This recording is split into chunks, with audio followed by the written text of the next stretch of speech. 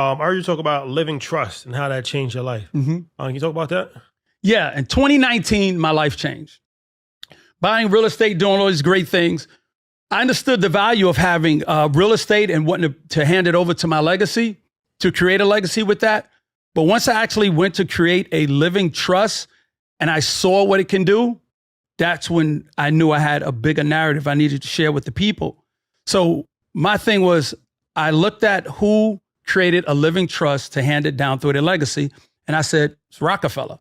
So I went on to read the Rockefeller Trust from 1934. And also there's a book called What Would Rockefeller Do? So I stayed up reading all these things about how he would take this, put it in an account and only give a portion to the legacy and then have his children create a trust. And now that money compound interest, he wouldn't give it to them until they turn a certain age. And I'm like, I could do that.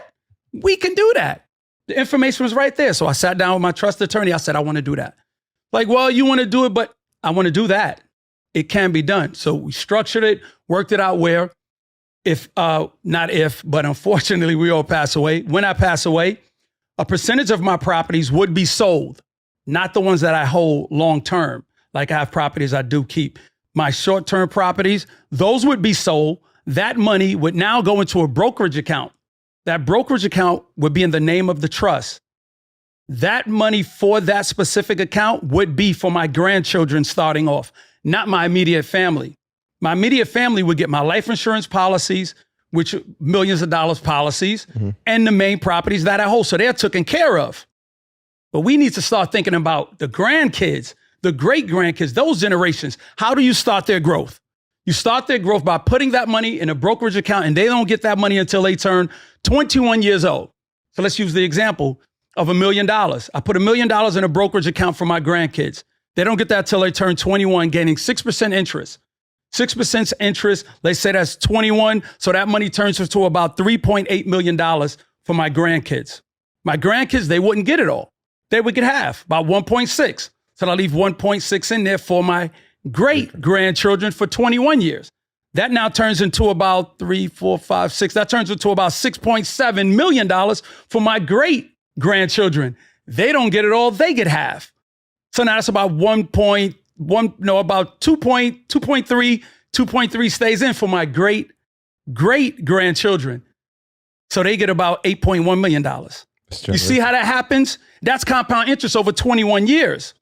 So we have to look at that number. But what makes the trigger and the explosion even bigger is the fact that what Rockefeller did is that was just his trust. What he did was now each child opened up a trust. So now his children had a trust. So he would pay his grandchildren and his children would pay them. That's twice. So now his children, then his grandchildren have a trust. So his great grandchildren would get paid 3 times. So now if we look at Rockefeller Trust paid out now 11 generations and counting continuously. And what he also did was have a life insurance policy on every person in the trust, creating his own bank. And now what does that do? This is my structure also. Any one of my children or grandchildren who want to start a business, what do? Talk to the trustees. And now you borrow money. We become our own bank. So when someone dies, that money goes into the trust. You pay, when you get the policy, you pay it outright. So now that money is available in the trust. So now also what I did was I retweaked my trust last year, and it was 21 that I wouldn't give them money. I changed it. I changed it where they get money at 18 and they can have a business started at 11. You know why? Because now with technology, kids are now figuring out new ways to start a business. So I want them to be able to present a business proposal to the trustees so they could borrow money. These are the things where we don't look at them. When people say, I don't have the money to do this, you know what I tell them? Yes, you do. The air you breathe is money. A life insurance policy. Soon as you die, you worth money.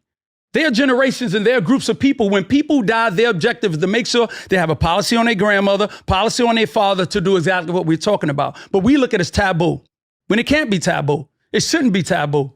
The main thing about it is you're thinking about the legacy. And when I tell people, when I speak to you, I'm not speaking to you. I'm speaking to your legacy. You're just a vessel for me to get the message to you so you can hear the message and see it and it reverberates in your brain. And as it's doing this, you literally are talking to your legacy while I'm speaking going, I got you. Don't worry. Storm told me how to do it now. I'm going to give me a life insurance policy. When people have a life insurance policy, let's say roughly $4 million, you have $500,000 left on your home mortgage. And you say to yourself, I'm leaving my family $1 million. Actually, you're not.